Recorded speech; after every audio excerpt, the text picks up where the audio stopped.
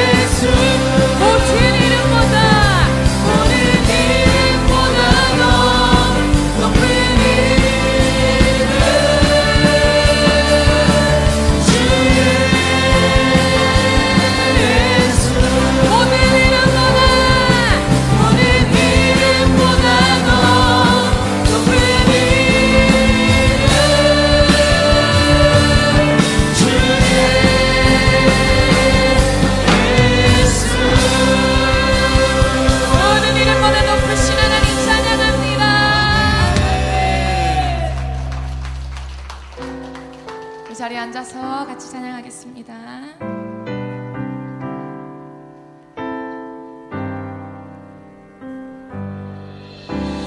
주님 큰 영광 받으소서.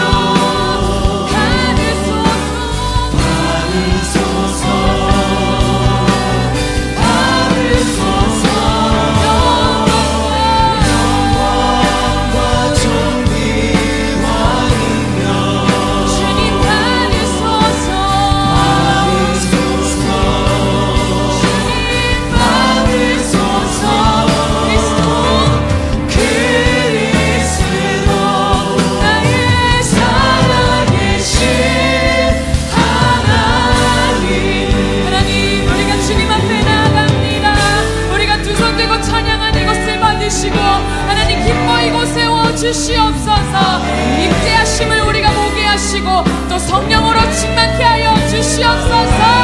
우리 고백하겠습니다. 삶의 주인 되시는 하나님 아버지, 한 주간도 우리들의 삶을 지켜주시고 거룩한 주일을 허락하셔서 예배의 자리로 인도하시고 은혜 주시니 감사와 찬양을 올려드립니다. 우리의 온 마음과 정성을 다해 기쁨으로 예배하며 하나님께 올려드리는 축제 예배가 되게 하옵소서. 예배 가운데 성령님 임재하여 주옵소서. 예배가 회복되고 말씀이 은혜되어 우리의 삶이 풍성하고 승리케 하옵소서. 올 여름도 성큼 다가왔습니다. 무더운 여름 하나님 은혜 안에서 지혜롭게 잘 보낼 수 있게 은혜를 부어 주옵소서. 우리 모두가 깨어 기도할 수 있도록 인도하여 주시고 영적으로 깨어 믿음의 승리자들이 다 될 수 있게 하옵소서. 우리들은 늘 부족합니다. 연약한 우리들을 말씀과 기도로 무장하여 주님 앞에 바로 설 수 있게 하옵소서. 하나님 뜻에 합당한 삶을 살아가도록 우리의 삶 가운데 함께하여 주옵소서. 사랑의 하나님, 우리 예일교회를 축복하여 주옵소서. 1500명의 셀 리더를 세우고 150명의 선교사를 파송하는 두 날개로 날아오르는 건강한 교회가 되게 하옵소서. 복음의 절대 능력과 제자 삼는 세계 비전과 말씀과 기도로 성령 충만한 교회가 되어 모든 사역과 모임에 성령의 능력이 나타나게 하옵소서. 강력한 성령의 임재가 임하게 하옵소서. 사랑의 하나님, 그동안 우리의 모든 삶과 사역을 지켜주신 하나님의 은혜와 사랑을 감사합니다. 준비했던 모든 사역들, 진행 중에 있는 사역들 위해 하나님의 은혜가 충만하게 하옵소서. 온 성도가 같은 비전 안에서 열정으로 사역을 잘 감당하여 더욱 견고하게 세워나갈 수 있게 하옵소서. 모든 사역들 위해 성령의 기름을 부어주셔서 하나님께서 주신 사명과 비전을 잘 이루어갈 수 있게 하옵소서. 교회에 초청된 새 가족들이 구원의 감격으로 행복한 삶을 살게 하시고 교회에 뿌리 내려 건강한 성도로 잘 성장하게 하옵소서. 러브 투게더가 진행 중입니다. 장결 가족들이 잘 정착할 수 있게 하옵소서. 15호 선교사를 위해 기도합니다. 15호 선교사가 준비되어 파송되게 하시고 나가는 선교사, 보내는 선교사로 제자 삼는 세계 비전을 이루게 하옵소서. 우리 예일교회 전도 간사들에게도 성령의 능력으로 충만하여 주어진 사명들을 감당하며 영혼을 구원하게 하옵소서. 주님께서 보호하시고 축복해 주옵소서. 건강한 모습으로 복음 사역에 성령 충만케 하옵소서. 사랑의 하나님, 우리의 성도들의 각 가정을 축복하여 주옵소서. 사업장과 직장 모든 일터들을 축복하시고 안전하고 복된 가정들로 잘 세워나갈 수 있게 하옵소서. 몸이 불편하고 질병으로 고통받고 있는 성도들의 아픔을 위로하며 치료에 하나님께서 함께 하셔서 깨끗하게 치유될 수 있도록 역사하여 주옵소서. 주님, 대한민국을 긍휼히 여겨 주옵소서. 이 나라가 다시 안정을 찾게 하시고 모두가 힘을 합하여 위기를 잘 극복하게 하옵소서. 담임 목사님을 위해 기도합니다. 단위에 세우신 목사님을 축복하시고 성령의 기름 부어 주옵소서. 목사님의 가정도 축복하시고 함께하는 가족들에게도 건강과 모든 필요를 채워 주옵소서. 한 주간 목사님과 사모님께서 두 날개 집중 훈련에 참석하셨습니다. 훈련을 통하여 성령의 능력으로 주어진 사명을 힘있게 감당할 수 있도록 세임과 능력을 더하여 주옵소서. 균형 잡힌 영성을 허락하셔서 하나님과 친밀한 교제가 날마다 일어나게 하시고 영적인 리더로 견고하게 서게 하옵소서. 목사님의 마음과 생각을 지켜주시고 어려운 시기에 성령의 능력으로 넉넉히 사명 감당하며 승리하게 하옵소서. 오늘도 귀한 말씀 선포하실 때 거룩하신 하나님 말씀의 은혜와 능력이 있게 하옵소서. 은혜 받는 시간, 치유받는 시간 되게 하옵소서. 오늘도 보이지 않는 곳에서 예배를 위해 헌신 봉사하는 성도들에게 축복을 내려 주옵소서. 이 모든 기도를 살아계셔서 역사하시는 예수 그리스도 이름으로 기도합니다. 아멘.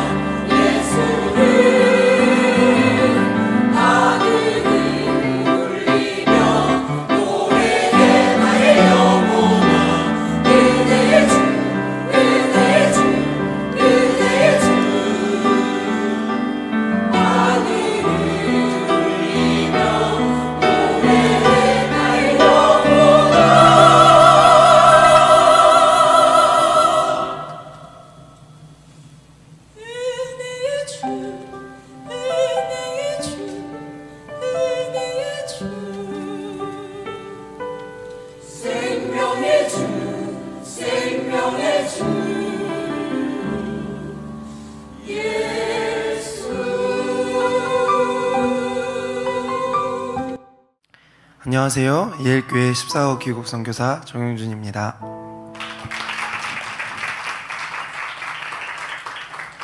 저는 2023년 2월 말 하나님의 부르심을 받아 약 3개월간의 준비 기간을 거쳐 2023년 6월 필리핀에 1년간 단기 선교사로 파송받게 되었습니다.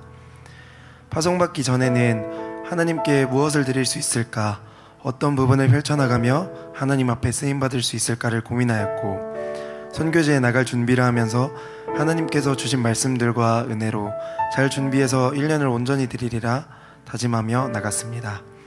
그러나 선교지에 발을 내딛고 나서 저에게 처음 다가온 시련은 제가 한 번도 예상하지 못한 곳에서 일어났습니다. 지금까지 성령님께서 열어주신 영감으로 기도하면 항상 만날 수 있었던 하나님을 기도하는데 만나는 것이 너무 어려웠습니다. 공간적으로 압박하는 악한 영의 역사가 기도에 집중하지 못하도록 방해하였습니다. 선교사들과의 관계에 문제 있었고 많은 것들이 저를 괴롭게 했습니다. 서로를 세우기 위해 하는 말이 아니라 서로가 각자의 가치관으로 판단하며 정죄하고 비판하는 말들에 시달리게 되었습니다. 처음 선교를 갔을 때 저의 마음과는 다르게 점점 어둠에 휩싸여갔고, 선교라는 것이 진정으로 사명자들에게 필요한 훈련 과정인지 회의감이 들 정도로 마음이 어려웠습니다. 그래서 기도하기 시작했습니다. 하나님께서 1년의 선교 시간 동안 무엇을 느끼기를 원하시는지, 하나님께서 제가 어떤 역할을 하기를 원하시는지, 하나님께서 제가 어떤 비전을 보고 가기를 원하시는지 기도했습니다. 막혔던 기도를 뚫기 위해 매일 갈급하게 간구하며 기도했습니다. 조금씩 악한 영의 어둠의 공간에서 성령의 빛으로 영적인 공간을 밝혀내기 시작했습니다. 방언할 때마다 방해를 받았던 혀는 풀어지고 매일의 기도 가운데 한순간도 빠짐없이 기도 제목을 주시며 기도로 돌파하게 하셨습니다. 그렇게 기도하던 중 하나님께서 저에게 응답하셨습니다. 용준아, 나는 너를 선교사들이 엮어주는 거미줄의 역할로서 보냈다. 나는 내가 그곳에서 내가 보낸 사람들의 마음을 이해해주고 서로를 연결시켜주는 역할을 했으면 좋겠다. 사랑의 마음의 훈련이 되었으면 좋겠다. 또한 네가 너를 보낸 그곳에 있는 사람들의 가족이 되었으면 좋겠다. 내가 무언가 특별해하기보다 그들의 가족이 되어라. 내가 보낸 그곳에서 보이지 않는 교회를 세워라 말씀하셨습니다. 그 뒤로 저는 하나님이 주신 마음들을 가지고 관계와 사역에 있어서 중심을 지키고 나아가기 시작했습니다. 처음 헌신하게 하셨던 하나님의 마음을 기억하며 누구의 이야기를 들어도 하나님의 마음은 어떠실까를 바라보며 기도하기 시작했습니다. 그러자 하나님은 긍휼의 마음을 주셨고 또한 경청할 수 있는 귀를 주셨습니다. 많은 선교사들의 이야기에 귀를 기울이고 제가 성장해 나가기 위한 밑거름 삼아 저를 연단해 나갈 수 있었습니다. 이러한 하나님께서 제게 부여해 주신 정체성을 통해 저는 많은 사역적인 부분들과 관계적인 부분들을 배울 수 있었습니다. 또한 하나님께서 얘기하신 가족이 되라는 말씀을 통해서 제가 현지인들과 만날 때 저는 그들을 사역자로서 대하는 것이 아니라 가족으로서 만날 수 있었습니다. 그러니 현지인과의 관계는 점점 열려갔고 선교지의 문화와 언어와 상황들이 스펀지같이 흡수되기 시작했습니다. 무엇보다도 현지인들이 저를 필리피노라고 불러주며 사랑으로 대해주는 것이 너무 좋았습니다. 서로가 힘들 때 서로 의지하고 믿고 신뢰하고 기도하고 같은 마음을 가지고 하나님 앞으로 나아갈 수 있는 좋은 가족들이 생겼습니다. 하나님이 1년의 사역을 통해 가장 크게 이끌어주신 것은 보이지 않는 교회에 대한 비전이었습니다. 제가 막 마리끼나 청소년 교사로 배정받았을 때 마리끼나 교회는 건물이 막 세워진 직후였고 예배도 아직 세워지기 전이었습니다. 사역자들도 없고 유아부, 유초등부에 해당되는 키즈 예배도 없었습니다. 청소년 아이들 역시도 예배에 참석하는 고정적인 인원은 얼마 되지 않았습니다. 하나님께서는 감사하게도 몇 없는 사역자들을 도우며 아이들을 정착시킬 수 있는 좋은 방안을 마련해 주셨습니다. 청소년 아이들과 유초등부 아이들의 신방을 위해 아이들 얼굴이 찍힌 사진과 이름, 집 주소가 포함되어 있는 명단을 제작하도록 허락하신 것입니다. 또한 청소년 아이들의 셀이 활성화될 수 있도록 셀 보고서의 제작과 문서화를 담당하여 아이들의 상태를 점검할 수 있게 하셨습니다. 저에게 가장 보람찼던 순간은 유초등부 선생님께서 제가 만들어준 명단을 들고 아이들의 신방을 다녔다는 소식과 청소년부 셀 보고서가 사역에 너무 도움이 되었다고 현지인 사역자가 감사함을 표현해 주었을 때입니다. 하나님께서 저를 통해 현지인 사역자들을 돕게 하시는 것이 너무 감사했으며 하나님께서 사역자들과 사역에 필요한 문서들을 통해 건물이 아닌 보이지 않는 교회를 세우게 하셨고 또 그를 통해 청소년 아이들과 유초등부 아이들이 역시 부흥하는 역사를 보게 하셨습니다. 기존 고정 출석 인원이 20명 정도였던 청소년 아이들은 최대 63명, 매주 약 40명씩 출석하기 시작했고 예배조차 없었던 유초등부 아이들은 최대 101명, 매주 약 60명씩 출석하고 있습니다. 무엇보다 가장 큰 변화는 저의 마음에 있었습니다. 저는 이 모든 선교의 시간을 거치며 언제나 좋은 길로 인도하시는 하나님에 대한 강한 신뢰를 얻게 되었습니다. 하나님께서 주신 또 하나의 사랑하는 가족이 생겼고 그들을 통해 하나님의 사랑을 더욱 경험하고 무엇보다도 이 모든 것들을 허락하신 하나님을 강력히 사랑하게 되었습니다. 저는 하나님이 주신 기회를 붙잡고 매일 어려운 상황 가운데에서 나아갈 수 있도록 기도와 물질 그리고 사랑으로 후원해 주신 예일교회 모든 성도님들과 보내는 선교사님들께 감사드립니다. 제가 나가는 선교를 갈 수 있도록 방향성을 제시해 주시고 언제나 사랑과 말씀과 기도로서 저를 양육해 주신 스승 되신 담임 목사님께 감사드립니다. 무엇보다도 작은 공격에도 흔들리는 이런 약한 나를 부르셔서 하나님의 강력하신 사랑의 현장으로 부르시고 가장 좋은 것으로 채워주시며 그 누구보다 강력한 사랑을 부어주신 아버지 하나님 사랑하고 감사합니다. 잘 되고 있습니다. 선교는 사랑입니다. 같이 하나님 말씀 보겠습니다. 빌립보서 3장 12절로 14절 말씀. 빌립보서 3장 12절로 14절 말씀을 우리 한 절씩 교독하겠습니다.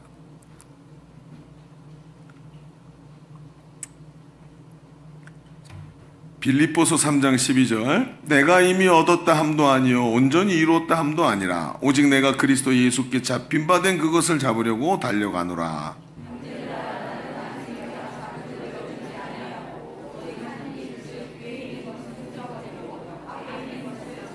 함께 봅니다. 표대를 향하여 그리스도 예수 안에서 하나님이 위에서 부르신 부름의 상을 위하여 달려가노라. 아멘. 그럼 어떤 시골 마을에 엄마와 딸이 살고 있었답니다. 어느 날 밤 엄마가 아이에게 이야기했어요. 대여섯 살 먹은 아이한테 야, 저 마당 저쪽에 가면 빗자루 세워놨거든. 그거 좀 가져와라. 이 마당을 가로질러 가야 되는데 이 시골 마을에 깜깜한 마당이 저 겉에 보이지도 않는 그 마당 반대편에 가야 되니까 아이가 겁을 먹고 엄마 바깥은 지금 깜깜해요. 너무 무서워요. 그랬더니 엄마가 얘기합니다. 얘야 밖에는 하나님이 계시지 않니? 하나님이 계시는데 뭐가 무섭니? 그분이 널 지켜주실 거야. 근데 아이가 얘기합니다. 엄마 정말 하나님이 밖에 계세요? 그럼 그분은 어디든 계신단다. 내 옆에 계시고 내가 힘들 때 널 도와주시지. 그랬더니 이 아이가 잠깐 생각하더니 문을 열고 말을 했습니다. 하나님 거기 계신 빗자루 좀 갖다 주세요. 그렇게 얘기를 해요. 자, 옆 사람에게 다시 말해주세요. 잘 되고 있습니다. 기도하면 됩니다. 시작. 잘 되고 있습니다. 기도하면. 여러분 근데 때로는 잘 안 될 때도 있더라는 거예요. 이게 문제죠. 그렇죠? 여러분 믿음으로 우리가 믿음으로 살아요. 그런데 생각처럼 안 되더라는 거예요. 안 되더라는 거예요. 여러분 이 아이도 마찬가지죠. 하나님 살아계신 거 알아요. 그런데 껌껌한 어둠, 그 시커먼 어둠 속을 뚫고 가려니까 마음이 생각처럼, 마음은 먹었는데 몸이 생각처럼 움직이지 않고 평상시처럼 마음대로 안 되는 것을 경험하는 거죠. 이게 이제 오늘 같이 나누고 싶은 이야기입니다. 대표적으로 우리가 잘 달려가다가 우리의 삶 속에서 우리가 어느 날 지친다 이런 생각이 들 때 이런 현상이 나타나죠. 사람은 누구나 지칩니다. 인생살이가 우리를 지치게 하죠. 끊임없이 반복되는 버거운 일상들 속에서 그 삶도 버거운데 건강 문제, 재정 문제, 관계 문제, 가족 문제, 자녀 문제들이 오기 시작하면 우리의 삶은 어때요? 여러분 이것이 평생 끊임없이 반복되는데 이러다가 저러다가 사방이 다 막힌 것 같은 느낌이 들기 시작하면서 나타나는 증상, 지친다. 이 한마디면 잘 되고 있습니다. 아무리 외쳐도 입으로는 소리가 나오는데 우리의 마음은 움직이지 않더라는 거예요. 오늘 우리가 읽은 성경에 나타난 바울이 그런 상황 속에 있습니다. 바울은 지금 3차 전도 여행을 마치고 예루살렘으로 돌아갔다가 하나님께서 예고하신 대로 그들에게 잡히지요. 그래갖고 우여곡절을 겪고 로마로 압송돼서 로마 감옥에 갇히게 되는데 이 빌립보 교회가 이 소식을 듣고 바울의 쓸 것을 보내는 거예요. 그런데 바울이 옥살이를 할 때 쓸 것을 보내는데 그게 중요한 게 아니라 에바브로디도라는 사람을 함께 보내갖고 바울에게 소식을 전하는데 바울이 감옥에 갇힌 것 때문에 복음에 방해가 될까봐 걱정을 하는 거예요. 여러분 그럴 법한 것이 이 복음을 전할 하나님께서 내 그릇이다 라고 표현한 사람 바울 아닙니까? 그런데 하나님의 복음의 일꾼이요 중요한 사람이고 이 빌립보에도 복음을 전해준 이 복음의 위대한 사도인 바울이 지금 평생 하나님 앞에 복음 전하고 박해를 받든 파선을 하든 강도를 만나든 복음을 전했단 말이에요. 그런데 복음을 전하지 못하고 감옥에 갇혀 있으니 얼마나 낙심이 되겠습니까? 평생 그리스도의 종으로 이방인의 사도로 부름받아 사역해온 바울이 수많은 일을 경험했고 그 하나님 나라 복음의 일꾼으로 한평생을 충성스럽게 살았습니다. 그런데 이제 이 노 사도가 건강이 악화되고 감옥에 갇혀 있으니까 인생의 마지막이 눈앞에 왔다 갔다 하는 것 같은 상황인데 사람이 젊고 힘있고 인생의 계획이 있을 때는 대범하게 살아갈 수 있습니다. 그런데 이렇게 삶의 궁지에 몰리고 사면초가가 되는 상황이 되면서 삶이 생각대로 안 될 때 이제 어때요? 그때 오는 게 뭐냐면 지친다라는 생각인 거죠. 이제는 나이가 들어 점점 입지가 좁아져가는 자신의 모습을 보면 결코 대범할 수가 없는 게 사람입니다. 여러분 얼마나 많은 생각이 들까요? 후회감과 원망과 한이 서려 수많은 기억들이 내가 그때 그랬어야 되는데 내가 이렇게 살아온 게 맞나? 하면서 이런 생각들이 그 어둡고 침침한 감옥 속에서 계속 하루 종일 앉아있으면 이런 생각이 들지 않겠습니까? 제가 공부한답시고 한번 아무도 없는 시골집에 가서 며칠을 있어 봤습니다. 그것도 몇 주씩 계속 말입니다. 한 3일씩 들어가면 이게 낮인지 밤인지 알지 못하고 책상 앞에 앉아서 공부한답시고 앉아 있었는데, 이게 그러고만 시간이 가니까 말입니다. 이게 사람 있잖아요. 현장에서 막 뛰고 힘있게 같이 이야기하고 일을 하면 문제가 안 되는데 거기 앉아 있으니까 회의감이 오더라고요. 답답하지 않겠습니까? 내가 무력감이 들기 시작하면서 이게 맞나 하는 생각이 들지 않겠느냐니까요. 그러니까 여러분, 이 빌립보 교회가 이게 지금 바울이 거기 갇혀 있는데 복음을 전해야 되는데 복음이 막혀 있으니 복음에 방해가 될까 하고 고민을 하고 염려를 하더라는 것입니다.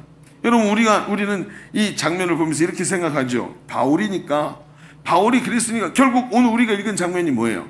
바울이 내가 이기고 나갔다라고 하는 얘기만 들었지, 바울이 어떤 어려움 속에 처해 있었는지에 대해서는 우리가 별로 생각하지 않더라는 거예요. 그러니까 성경은 어때요? 늘 승리만 말하니까 지금 내가 아이고 지친다라고 느낌이 오는 나와는 별로 상관없는 얘기가 자꾸 되는 거예요. 아니에요, 여러분. 성경이 말하는 승리는 항상 그 앞에 어렵고 역경이 분명히 있었던 것을 우리에게 항상 말해주고 있는 것입니다. 그런데 그 역경 속에서, 어려움 속에서 노사도 바울은 오늘 우리가 읽은 말씀에 보니까 전혀 지친 기색이 없는 거예요. 오히려 자신이 갇힌 것 때문에 복음이 더 잘 전해진다고 말하면서 오늘 이 본문에 우리가 알고 있는 너무나도 유명한 이 말씀을 남기게 되는 것입니다. 자, 그러면 이제 우리의 생각을 하나로 모아보시죠. 익히 알고 있는 이 말씀이지만 오늘 이 말씀을 좀 더 다른 관점으로 보시죠. 바울이 얼마나 힘들었을까? 우리가 잘 아는 것처럼 역시 바울이야, 이런 대단한 이 이야기를 남기고, 아니요, 이 이야기를 남기고 있는 바울의 배경으로 가보잔 말이에요. 얼마나 힘들었을까? 그런데 어떻게 이런 이야기를 했을까?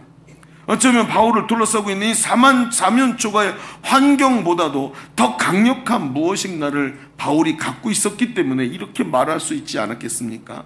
자, 그러면 오늘 우리는 조금 깊은 데로 들어가 보겠습니다. 바울이 저렇게 지칠 수밖에 없는 상황 속에서 어떻게 이렇게 담대하게 달려갈 수 있었을까? 오늘 이 말씀을 통해서 우리의 삶에 지치는 이 자리에서 힘있게 일어나 달려갈 수 있는 용기와 믿음을 얻는 귀한 시간 되시기를 바랍니다. 자, 우리 주보를 3면을 펼쳐서 보면 오늘 주보 3면에 지쳐있는 당신에게 라는 제목으로 오늘 말씀을 정해놓고 같이 두 가지 이야기를 해보겠습니다. 첫 번째, 우리가 지치는 이유는 지나간 것을 붙잡고 있기 때문입니다 라는 이야기를 해봅시다.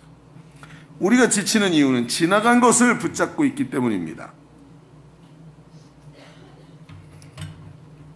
자, 오늘 성경으로 좀 가서 이야기해보죠. 이 노사도 바울은 빌립보 성도들에게 자신에 관한 이야기를 합니다. 그가 자신의 삶의 핵심, 내가 어떻게 이렇게 살게 됐느냐 하는 이야기를 하는 장면을 보십시오. 13절을 같이 읽어볼까요? 자, 시작. 형제들아, 나는 아직 내가 잡은 줄로 여기지 아니하고 오직 한 일, 즉 뒤에 있는 것을 잃어버리고 앞에 있는 것을 잡으려고 라고 써놨습니다.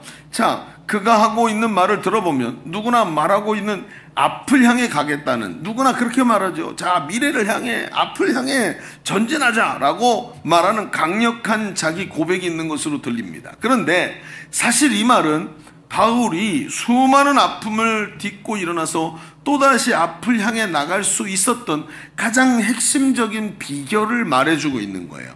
그 비결이 뭐냐면 한 일, 즉 뒤에 있는 것을 잃어버렸다라고 얘기를 하는 거예요. 이게 무슨 얘기일까요? 여러분, 여기서 우리는 오해할 수 있는 소지가 있습니다. 여기서 한 일이 뭘까요? 한 일, 즉 뒤에 있는 것을 잊어버리고, 여기서 한 일이 뭐죠? 그렇죠. 지금까지 해왔던 일, 이거를 말하는 것 같죠. 그래서 오해라는 거예요. 그게 아닙니다. 여기서 한 가지 일이라는 것은 뭐냐면, 제가 영어 성경에 보니까 이렇게 써 있어요. This one thing I do. 내가 한 것은 이거 하나다. 한 가지 일을 했다. 내가 이렇게 달려가기 위해서 한 가지 일을 했다. 그 얘기를 한 일, 즉 이라고 얘기하는 거예요. 그러니까 이 말의 뜻은 무엇입니까? 한 가지 일 때문에 이걸 돌파해서 앞으로 나갈 수 있던 한 가지 비결이 있다라고 말하는 거예요. 이게 뭐냐면 뒤에 있는 것을 잃어버리는 것이다, 잊어버리는 것이다 라고 얘기하는 것이죠. 여러분, 사람은 누구나 자기 삶에 대한 애착이 있습니다. 그래서 어려움이 사람에게 닥쳐도 사람은 주저앉는 것이 아니라 자기 애착 때문에 이걸 돌파하려는 의지를 가지고 있어요. 그런데 문제는 돌파의 의지를 뒤에서 잡아당기는 게 있다는 것입니다. 그게 뭘까요? 바로 한일, 과거라는 겁니다. 과거.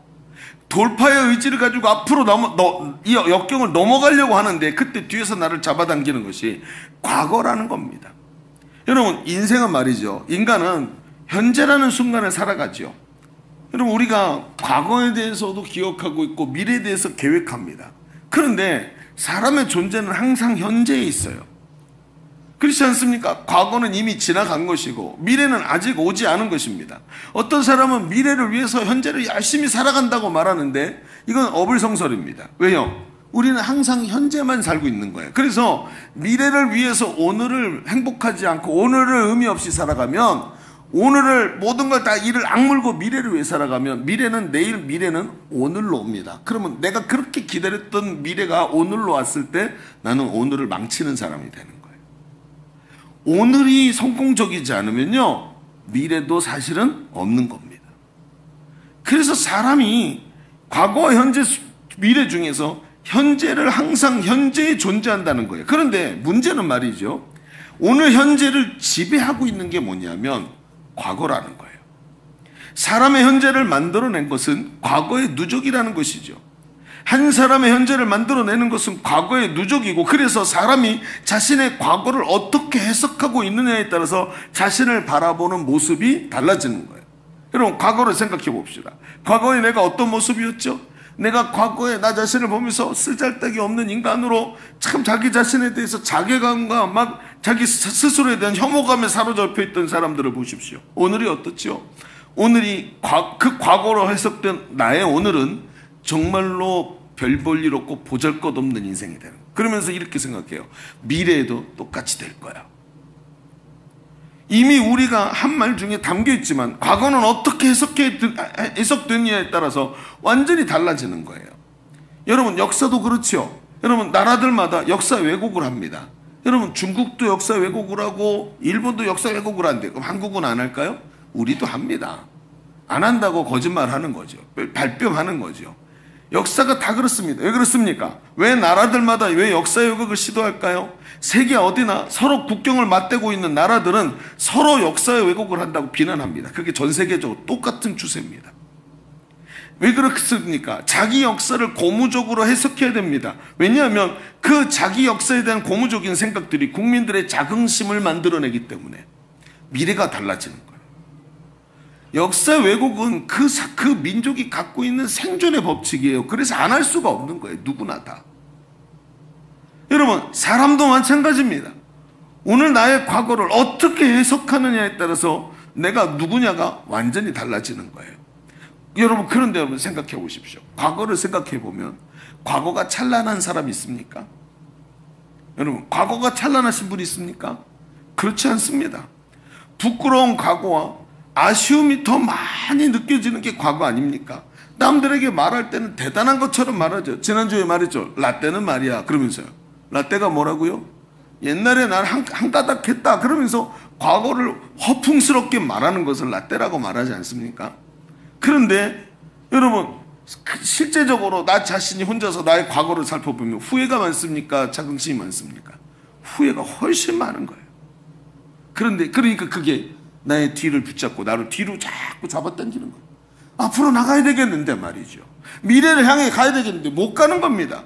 그런데 바울이 말을 하는 거예요. 내가 어떻게 여기까지 달려왔는지 아냐? 한 가지 비결이 있었다. 그건 지나간 과거를 잊어버리는 거예요. 그걸 잡히지 않는 거야 라고 얘기를 하는 겁니다. 여러분, 제가 전에도 이 책을 한번 소개한 적이 있었습니다. 시인 류시화 씨의 산문집인 새는 날아가면서 뒤를 돌아보지 않는다라는 책입니다. 새는 날아가면서 뒤돌아보지 않는다. 이런 책이 있었어요. 물론 그렇겠죠. 새가 날아가면서 이런 새는 한 번도 본 적이 없는 것 같아요. 앞에만 보고 막 가는 것 같은데 어쨌든 이상하다 하는 생각이 들어요. 저는 이런 걸 볼 때마다 한번 상상을 해봐요. 그렇지, 뒤는 안 보겠지. 근데 이 책에 이런 얘기가 나옵니다. 새가 한 마리 살고 있었어요. 근데 이 새는 독특한 습관이 있었습니다. 자신에게 어떤 일이 일어날 때 기념할 만한 뭔가를 남기고 싶어서 이 작은 새의 부리로 이렇게 물 수 있는 아주 작은 조약돌 하나를 모으는 습관이 있었어요. 그래서 자기가 좋은 기억이 있으면 예쁜 조약돌을 아주 작은 돌을 하나가 얻어가지고 그걸 자기 깃털 속에다 품어놓고 다니는 거예요. 그러니까 그 때만 되면 그런 것들을 모으는 거죠. 작은 돌을 모아는 거예요. 그리고 시간이 있을 때마다 그 몸에 지니고 있던 돌을 펼쳐놓고 분류하면서 회상하고 합니다. 그러면서 예쁜 돌들을 보면 이건 그때 그 사건이지 하면서 막 웃고 즐거워하고 이땐 그 슬픈 사건이었어 하면서 눈물을 또 흘리기도 합니다. 자기만의 이런 시간들을 가지는 거죠. 그런데 시간이 갈수록 점점 어떻게 됐을까요? 돌이 많아지죠. 점점 돌이 많아지고 자기 깃털 사이에 넣어놨던 돌이 점점 많아집니다. 나중엔 돌이 많아져서 어떻게 됐냐면 하늘을 날 수가 없게 되었습니다. 결국 날지 못합니다. 사냥도 못합니다. 먹을 수도 없습니다. 그 깃털 속에 있던 거 다 털어버리면 되는데 너무 소중한 것이라고 그것을 버리지 못하고 사냥도 못하고 열매도 못 먹습니다. 그러면서 얼마 후에 굶주림과 목마름으로 이 새가 죽었어요. 그리고 이 새의 시신 옆에 쓸데없는 돌무더기가 하나 생겼다고 합니다. 저 돌무더기가 뭐죠? 여러분, 그렇습니다. 의미를 알 수 없는, 사람들이 아무도 모르고 지나가던 사람이 발로 툭 밟아서 싹 하고 사라지는 돌무더기 하나가 남겨졌다는 거예요. 저는 이 얘기를 듣고 집에 있는 사진첩을 불태워야 되겠다는 생각을 가졌습니다. 쓸데없는 거구나. 그래서 우리 부모님이 그걸 남겨놓지 않으셨구나. 지금도요, 그런 거 왜 갖고 있냐? 사진 다 없애. 그러시는 거예요. 갖다 뭐 하냐는 거예요. 제가 이 얘기를 들으면서 그렇구나. 이 시인이 이 이야기를 하면서 말합니다. 뒤를 돌아보는 새는 죽은 새다. 모든 인생의 과거는 좋은 일이든지 나쁜 일이든지 이 새의 등에 메어든 돌덩어리와 같다는 것입니다. 마음의 과거의 일에 대한 분노를 가지고 살아가면 그 분노가 오늘을 어렵게 만드는 겁니다. 용서하지 못하는 마음, 잊혀지지 않는 기억들, 그 마음의 문제로 고통하는 사람들의 특징이 뭡니까? 과거의 일을 곱씹으면서 계속 반추를 합니다. 용서할 수 없는 일들을 계속 기억을 하잖아요. 그 사람이 오늘 나와 함께하고 있는 가족이라면 그 가족을 볼 때마다 이게 반추가 돌아가니까 이 사람은 1이라는 잘못을 했는데 계속 반추를 하면 1이 2가 되고 2가 3이 되고 3이 4가 되고 이 사람은 별로 크게 문제가 된 게 없는데 계속 반출하니까 어때요? 없었던 일도 또 만들어지고 기억 속에 감정이 누적되면서 어떻게 됩니까? 이 사람이 나에게 한 일이 10배로 고통스러운 일이 되어버리는 거예요. 우리 사회의 특징이 뭡니까? 반추에 굉장히 능한 민족입니다. 그 반추하고 아프고 고통스러운 걸 정의라는 말로 포장해 넣어놓고 과거를 잊지 못하고 미래를 향해 나가지 못하게 하는 그런 특징들을 가지고 있습니다. 여러분, 그러니까 어떻습니까? 날마다 아픔과 수많은 기념관이 세상에 서 있어요. 얼마나 많은 기념관이 있는지 저는 웬간하면 기념관 가고 싶은 생각이 없습니다. 반추하게 되니까요. 여러분, 얼마나 아픈 일입니까? 그 왜곡으로 세상을 자꾸 대합니다. 반추할수록 점점 커집니다. 나중에 어떻게 되죠? 마치 여러분 돈키호테처럼, 소설에 나오는 돈키호테처럼 존재하지도 않는 괴물과 싸우겠다고 갑옷을 입고 풍차에게 막 달려들지 않습니까? 그렇지 않습니까? 못 읽어보셨군요. 어쩌면 오늘 우리는 존재하지 않는 괴물과 싸우느니라 우리의 인생과 열정을 낭비하고 있는 것은 아닐까요? 여러분, 그렇다면 이런 생각이 듭니다. 바울이 말하는 그럼 뒤에 있는 것을 다 잊어버리라는 말이 모든 것을 다 지워버리라는 뜻일까요? 바울이 이렇게 말을 합니다. 로마서 8장 28절에 우리가 알거니와, 같이 읽습니다. 시작. 우리가 알거니와 하나님을 사랑하는 자 곧 그의 뜻대로 부르심을 입은 자들에게는 모든 것이 합력하여 선을 이루느니라. 뭐래요? 하나님은 우리의 모든 것을 다 재료로 사용하신대요. 여기서 모든 것은 생각하기도 싫은 과거의 실수와 참패와 추한 순간들이 다 포함되어 있는 겁니다. 그래서 하나님이 이런 재료를 통해 일하신다는 거야. 그래서 어떻습니까? 천국에는 쓰레기통이 어떻습니다? 하나님이 전부 재사용하셔가지고 쓰레기통에 버릴 게 없대요. 우리의 아픈 생각들마저도 하나님이 쓰시니까 하나님께 맡겨드리고 갈 길 가라는 얘기 아닙니까? 하나님께서 살아계시는데 그분이 나를 사랑하셔서 이 모든 것을 선하게 활용하신다는 것입니다. 본문에서도 바울은 이런 의미로 말합니다. 즉 뒤에 있는 것을 잃어버린다는 말은 생각하기 싫은 아픈 과거를 지워버린다는 뜻이 아니라 과거의 것에 집착하지 않고 역사의 주관자이신 하나님께 맡겨드리는 것을 말하는 거예요. 여러분, 이 책에, 좀 전에 말했던 책에 이런 대목이 나옵니다. 어떤 사람이 늘 자기 안에 화가 차 있어요. 그래서 그가 이 자기 안에 있는 이 화 때문에 문제를 해결받고 싶어서 유명한 상담가에 가서 인생 문제를 상담을 합니다. 그래서 얘기를 하는, 선생님, 저는 이상하게 늘 화가 나요. 사소한 일에도 화가 나고 이런 일에도 감정 컨트롤이 안 되고 막 이래요. 막 얘기를 하고 있는데 이 선생이, 이 상담가가 가만히 이분의 이야기를 앞뒤를 듣고 어렸을 때 얘기를 듣더니 이런 얘기를 하는 거예요. 선생님, 당신은, 이 젊은이를 보고, 당신은 오래된 상처들로 오늘 고통을 받으며 오래된 과거의 상처 때문에 오늘 고통을 받고 살아가는군요 라고 얘기를 했어요. 그랬더니 이 젊은이가 말합니다. 아니요, 나는 상처 같은 거 받은 일 없습니다. 전 지금 제 머릿속에 누구를 미워한다거나 용서하지 못하는 마음이 있는 게 아닌데요, 이렇게 얘기를 한 거예요. 그랬더니 이 상담가가, 아 그래요? 그럼 이 컵 한번 손으로 들어보십시오. 컵을 들었어요.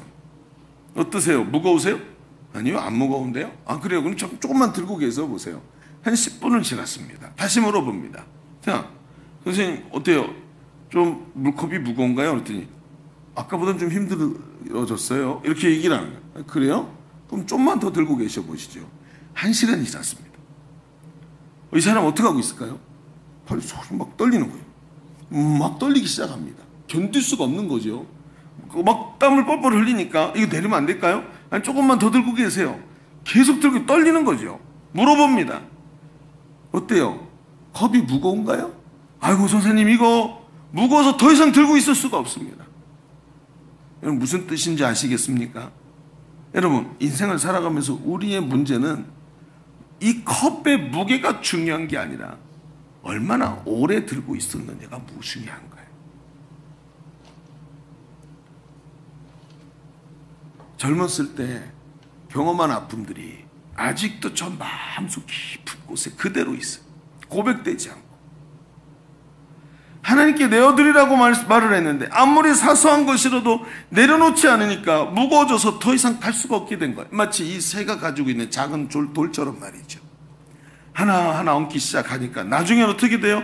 작은 컵, 이거 별거 아니야. 컵이 뭐가 무겁다고. 근데 컵을 10개를, 20개를, 30개를, 그것도 1시간, 2시간, 하루, 1년, 10년씩 이걸 들고 있으니 이걸 어떻게 감당할 수 있겠습니까? 여러분, 인생을 살아가는 최고의 기술은 과거를 내려놓고 오늘 현재를 붙잡는 것입니다. 이게 바울이 말하는 최고의 기가 막힌 인생의 승리의 비결인 거예요. 여러분, 이제 보이십니까? 신앙생활을 오래 하면서도 오늘 주시는 은혜를 누리지 못하는 이유는 이 물병을, 이 컵을 아직도 들고 있기 때문입니다.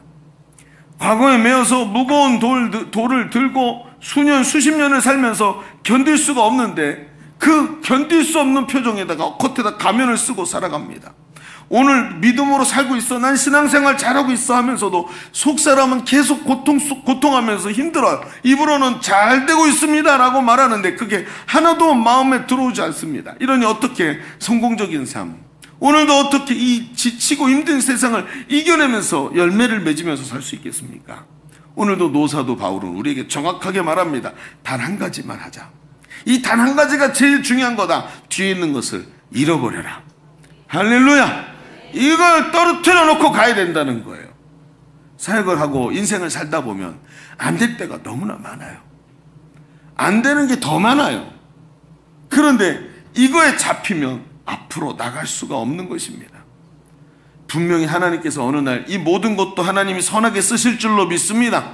그러니 과거에 잡히지 말고 다 주님께 맡기고 오늘 우리의 갈 길을 잘 달려갈 수 있는 성도가 되시기를 주의 이름으로 축원합니다. 자, 우리 첫 번째 얘기를 정리해 봅시다. 우리는 지금까지 바울이 자신의 삶을 회고하면서 성공적인 삶과 사역을 위해 단 한 가지만 하자라는 이야기를 보았습니다. 그 한 가지가 뭐냐? 과거를 잃어버리는 것이죠. 새는 날아가면서 뒤를 돌아보지 않습니다.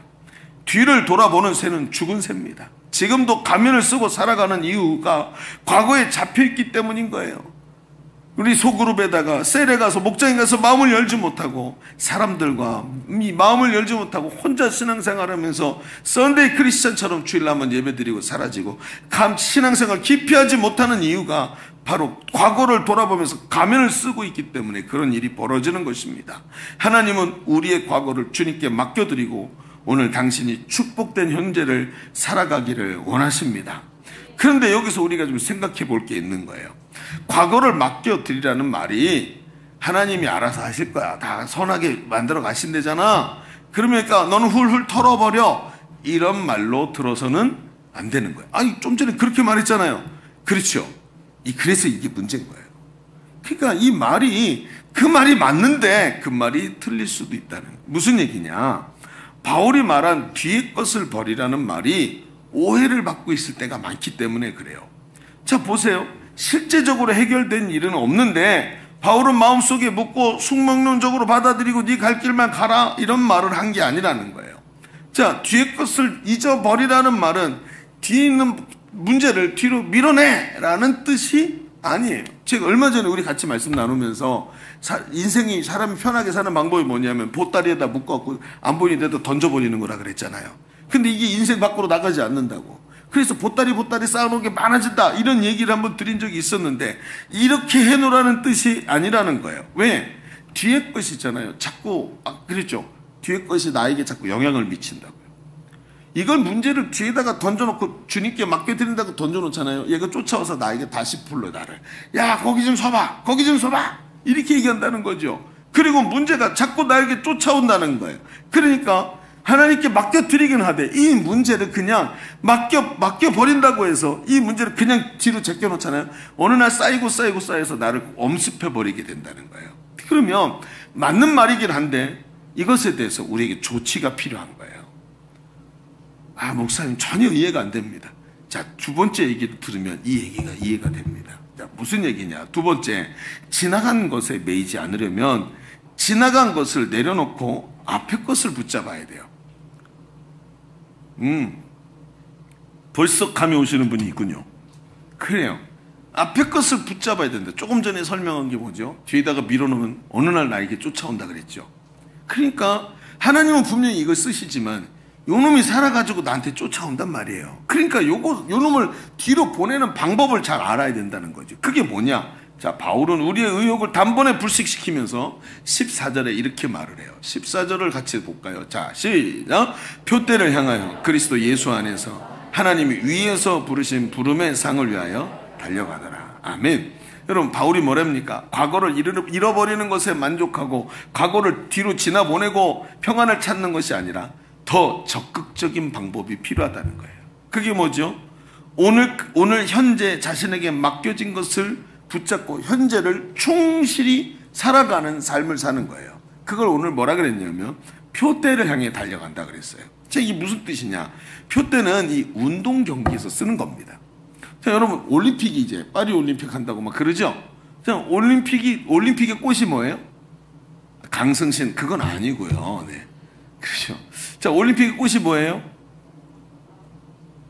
수영은 아니죠.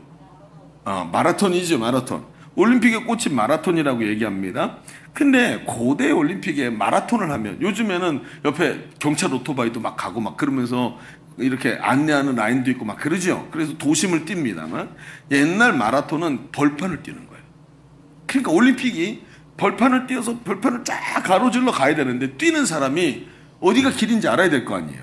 그러니까 어떻게 가르쳐 줄까요? 저 목적지나 반환점에다가 긴 잠대를 세워서 빨간색 깃발을 달아놓는 거예요. 그러면 멀리서도 뭘 보죠? 아, 저기로 가려고 하면 되는구나. 그리고 들판을 가로질러서 쫙 달려갈 수 있도록 만든 게 뭐예요? 표대예요, 표지. 이걸 말하는 겁니다. 42km를 달리면서 방향이 어딘지를 알아야 하기에 높은 장대에다 표시를 걸어두고 저 목적지구나 하고 정해놓고 그 목적지를 보면서 영광스럽게 월계관을 받고 금메달을 받기를 바라면서 달려가는 목적 있는 삶을 가르칠 때 표대를 향해 달려간다라고 얘기를 하는 거예요.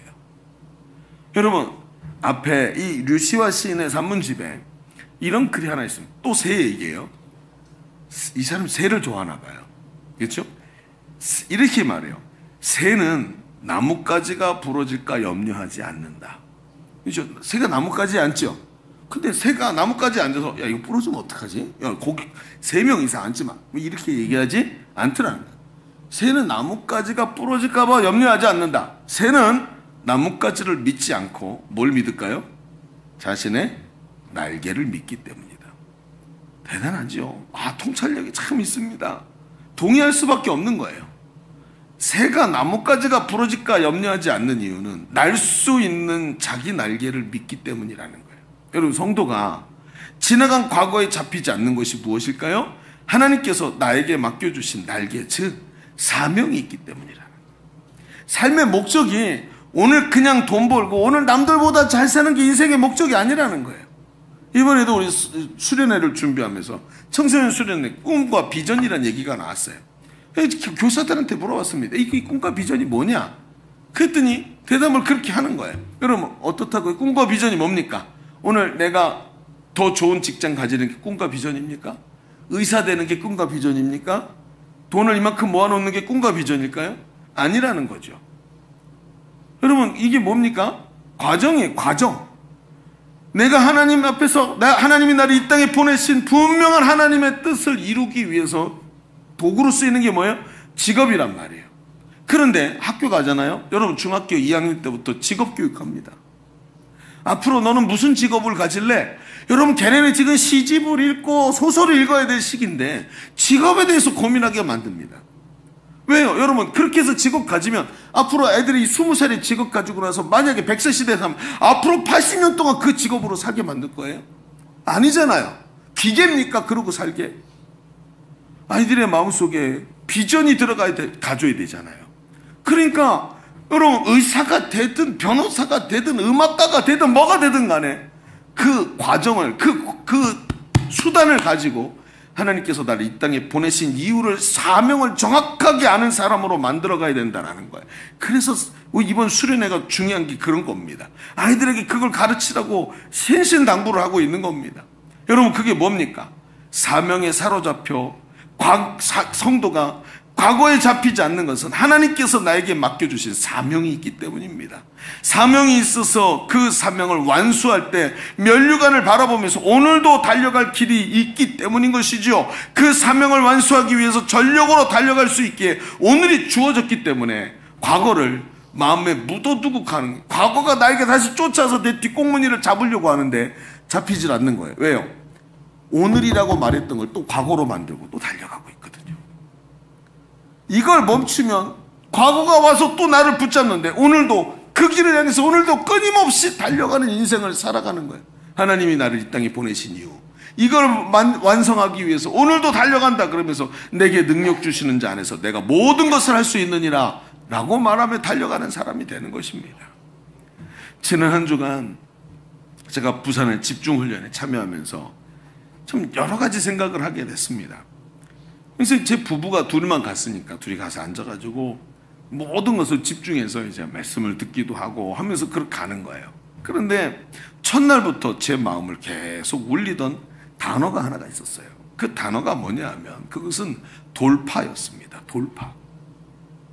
사람이 잘 되는 것을 경험하면 말이죠, 안주하지요. 그 안주하는 경향이 있습니다. 그러니까 그 잘 던 때를 추억하면서 그게 나야 라고 생각하는 순간부터 그 사람은 과거에 머물게 되는 거예요. 내가 이만큼 벌었어 라고 생각해서 내가 이렇게 성공했어 그러면서 뭐라고 얘기해요? 내려오는 사람이 하는 말이 뭐예요? 나 때는 말이야 이렇게 말한다고요. 그러니까 사람이 흥망성쇠가 이거지, 내가 흥했어 라고 생각하는 순간부터 망해가는 겁니다. 그런데 돌파는 뭐죠? 흥했어가 아니라 계속해서 올라가는 거예요. 이게 얼마나 힘든지 아시죠? 여러분, 공부 못하던 친구가 평균 89점을 맞았어요. 90점 맞으면 우등생이라 그러죠? 옛날에. 요즘엔 뭔지 모르겠습니다만. 근데 90점 맞으면 그나마 우등생이라고 얘기를 합니다.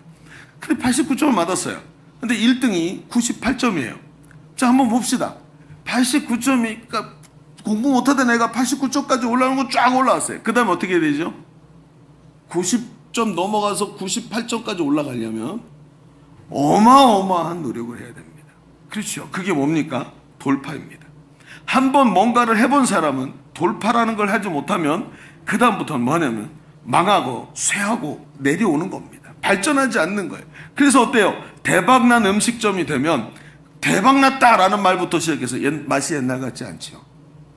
그리고 이 이유가 이겁니다. 그때 필요한 게 뭐예요? 바로 돌파입니다. 뭔가 난 해봤어. 오래 했어. 내가 이 분야는 잘 알고 있어. 그러나 그때부터 뭐 하느냐면 망하기 시작하는 거예요. 마치 진흙에 빠진 자동차가 바퀴가 헛돌듯이 자기 무게 때문에 돌파가 쉽지 않은 것입니다. 그래서 돌파를 위해서는 분명히 뭐가 있어야 되냐면 분명한 방향성이 있어야 되는 거예요. 제가 이번에 집중훈련을 들으면서 김성호 목사님이 저 영적인 스승이니까 이 스승 되신 양반이 앞에 서서 이제 조금 있으면 은퇴를 하셔야 되는 양반인데 제가 첫날 처음 봤던 날과 전혀 변함없이 여전히 뜨거운 마음으로 달려가시는 거예요. 그러면서 이분이 이런 얘기를 하는 거예요. 누군가 자기에게 이런 질문을 했대요. 목사님, 어떻게 이렇게 수십 년을 변함없이 달려가실 수가 있습니까? 그 비결이 뭡니까? 라고 묻더래요. 오늘 설교가 이 말씀의 동기가 이 이야기였습니다. 어떻게 이렇게 오랫동안 달려갈 수 있었습니까? 목사님은 변함없이 달려가시네요. 이런 얘기를 하더라는 거예요. 그때 이 목사님이 글쎄요 하고 얘기하면서 이 얘기를 하는 거예요. 나도 그 얘기를 듣고 자세히 생각을 해봤는데 아마도 이것 때문인 것 같다 하면서 오늘 본문을 얘기해 주는 거예요. 그러면서 이 얘기를 하는 거예요. 자신이 사도 바울을 아주 좋아하신대요. 그냥 좋아하는 게 아니라 대단히 좋아하신대요. 그러면서 이 사도 바울이 영적인 거장이라는 거예요. 나이가 60이 될 때까지 그 어마어마한 능력을 소유하고 하나님의 일을 감당하면서 성령에 사로잡혀서 영적인 거장으로 살았다는 거예요. 그런데 그가 뭐라 그러냐면 너무나도 겸손하게 여기서 아직도 그리스도께 잡힌 바 된 그것을 잡으려고 달려가노라. 아직도 예수께 사로잡히기 위해서 달려간대요. 이 60대 노련한 사도가 뒤에 것을 잃어버리고 아직도 예수 그리스도께 사로잡히기 위해 달려간대요. 잘한 공로에 매이지 않고 잘못했던 과오에 잡히지 않고 오직 앞에 있는 사명을 보면서 오늘도 내가 부족하구나 하면서 앞으로 달려갈 길을 계속 달려간다는 거예요. 이쯤 하면 됐지라고 생각하지 않더라는 것입니다. 사도 바울이 만일 말이죠. 내가 옛날에 스데반을 죽게 했는데 내가 옛날에 말이지 내가 얼굴을 닦던 손수건만 갖다가 샥 떼도 막 죽은 자가 벌떡벌떡 일어나고 병든 자가 나았는데 말이야. 이렇게 생각하는 순간부터 그 다음부터 넘어지는 거예요. 위대한 사도의 특징이 뭐죠? 뒤의 것을 잊어버리고 오늘도 하나님 내게 맡겨주신 삶의 길을 쭉 달려가는 거예요. 사명을 향해. 이것 때문에 내가 무너지지 않고 여기까지 왔다라고 이야기하는 거예요. 그러면서 김성호 목사님이 얘기하는 거예요. 아마도 이것 때문인 것 같습니다. 나는 이 대목이 너무 좋습니다.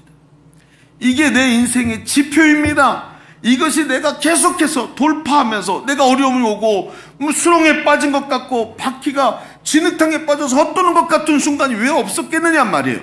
그런데 거기에 잡히지 않고 뒤의 것을 잊어버리고 앞을 향해서 계속 하나님이 주신 이 길을 달려가니까 오늘 여기까지 다 오도록 전력 투구할 수 있었습니다 라고 이야기를 하시는 거예요. 엄청난 충격을 받았습니다. 모르던 얘기였냐고요? 아니요. 다 알던 얘기고 저도 제자대학에서 이 이야기로 가르쳤습니다. 사람들을. 근데 이 이야기가 저에게 오늘 큰 깨달음으로 다가오고 그렇구나. 알면서도 몰랐구나.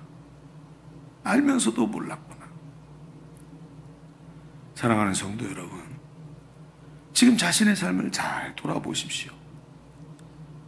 여러분 얼마나 배타락입니까? 여기까지 신앙생활 해오면서 그 수많은 인생의 굴곡진 곳을 통과하면서 여기까지 다가온 경험들과 노하우가 가득 쌓여있는 여러분의 삶을 보십시오.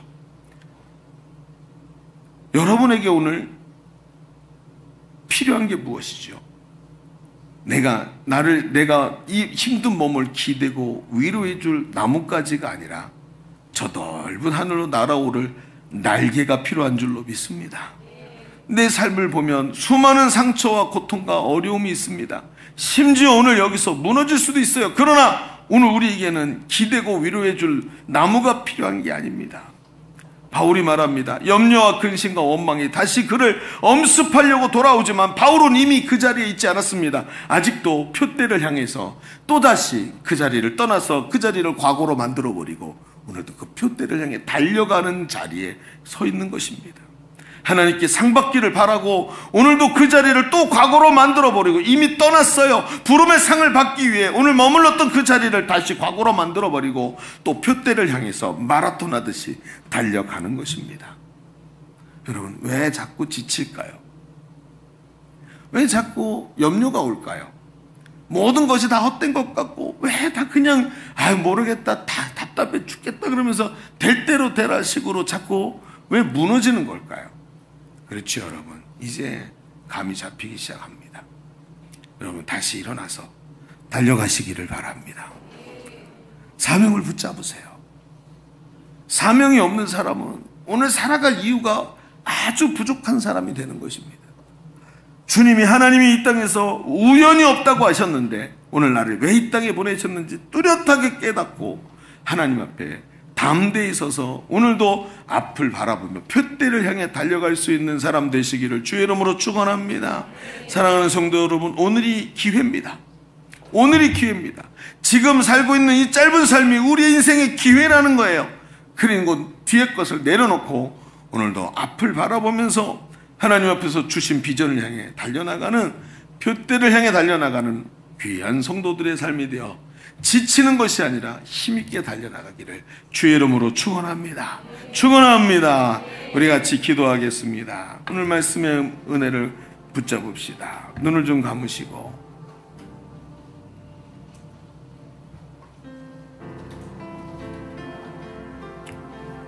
오늘 말씀을 마음에 깊이 새기시기를 바랍니다. 오늘 하나님께서 우리에게 주시는 음성을 내게 주신 음성으로 받으시기를 바랍니다. 인생 어떻게 살아가려고 하십니까? 오늘도 지나간 것에 매여서 사명과는 상관없이 그저 남들과 비교하면서 나도 한때는 저랬는데 이러면서 살아가서는 안 되지 않겠습니까? 오늘도 하나님이 나를 부르셨습니다. 오늘 하나님, 뒤에 있는 것에 붙잡히지 말게 하여 주옵소서. 수많은 추억들로, 용서하지 못하는 마음들로 여러 가지 감정의 찌꺼기들을 가득 등에 메고 살아가는 사람이 아니라 하나님, 그 모든 것을 뒤로 보내버리고 부르신 하나님의 그 음성을 듣고 오늘도 앞으로 달려나가는 우리의 삶이 되게 하여 주옵소서. 우리 주님 한번 외치고 통성으로 기도합니다. 주여. 할렐루야. 아버지 하나님, 주님의 은혜가 오늘도 우리를 붙잡고 계시는 줄로 믿습니다. 성령 하나님께서 오늘도 함께 하시기에 오늘도 달려가게 되는 줄로 믿습니다. 성령 하나님 역사하여 주옵소서. 우리의 마음을 아버지에 붙잡아 주옵소서. 하나님, 두 날개로 날아오르는 비전의 사람 되기 원합니다. 육신의 것들만 바라보는 인생이 아니라 하나님, 오늘도 달아오르기를 간절히 원합니다. 아버지 하나님, 주여 하나님, 아버지의 나뭇가지가 부러질까봐 염려하지 말게 하시고 나를 이끄시는 주님을 향해 달려나가게 하여 주옵소서. 돌파하는 은혜를 허락하여 주옵소서. 우리 다시 한번 기도합시다. 여러분, 두 손을 하나님께 올려드리십시오. 하나님, 이 두 손을 붙잡아 주옵소서. 나도 잘했던 기억들이 있는데 하나님, 오늘도 돌파하고 나가야 될 줄로 믿습니다. 하나님, 내게 주신 이 꿈과 비전, 내게 주신 이 사명을 붙잡고 달려가기를 원하오니 걸려있는 자리를 딛고 일어나게 하여 주시옵시고 성령이 주시는 능력으로 돌파하게 하여 주옵소서. 오늘도 겸손히 주님을 향해 달려나가는 믿음의 사람들 되게 하여 주옵소서. 우리 주님 한번 외치고 기도합니다. 주여. 할렐루야. 아버지 하나님, 오늘도 아버지 돌파하는 자리로 나가기를 간절히 원합니다. 아버지 하나님, 그저 아버지 나뭇가지가 부러질까봐 염려하는 자 되지 말게 하시고 두 날개로 날아오르게 하여 주옵소서. 날개를 믿고 아버지 두려워하지 말게 하소서. 아버지, 나뭇가지가 부러질까봐, 우리의 삶에 문제가 생길까봐, 불행이 찾아올까봐 두려워하지 말게 하소서.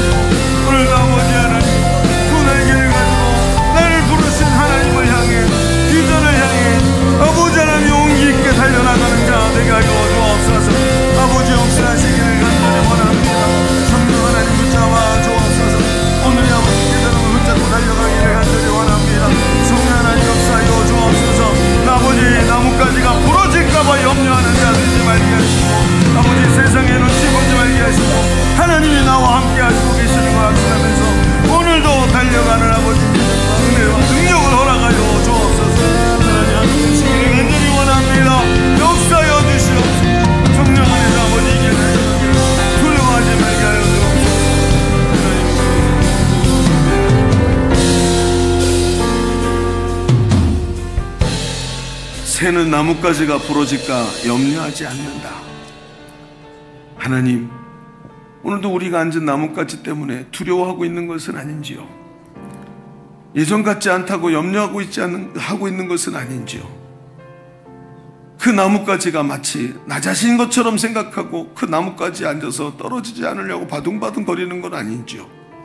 하나님, 내게 주신 사명의 두 날개를 가지고 날아오르는 자 되게 하여 주옵소서. 염려하지 말고 지쳐있지 말고 오늘도 부르심의 상을 향해 표대를 향해 달려나가는 믿음의 사람들 되게 하여 주옵소서. 예수님의 이름으로 기도하옵나이다. 아멘. 우리 하나님께 영광 올려드립니다. 하나님 감사합니다. 오늘도 하나님 두 날개로 날아오르게 하여 주옵소서. 감사합니다. 우리 이 시간 찬송하면서 준비한 예물 하나님께 올려드리겠습니다.